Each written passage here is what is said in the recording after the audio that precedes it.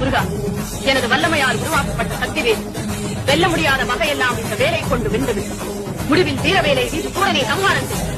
வேல் என்றால் முருகன், முருகன் என்றால் வேல் என்று சொல்லும் அளவிற்கு இது என்றும் உன் கரத்திலேயே இருக்கட்டும். எங்கு எவரை அழிக்க ஏவினாலும் அதை முடித்து வெற்றி வேலாக மீண்டும் உன்னிடமே வந்து சேரும்.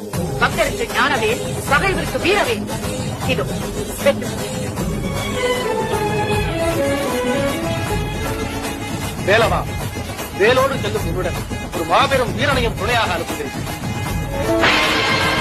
வீரவா, நீயும் ஒரு சகோதரர்களும் பூதப்படைகளுக்கு தலைமை தாங்கி முருகனுக்கு துணை புரியும்.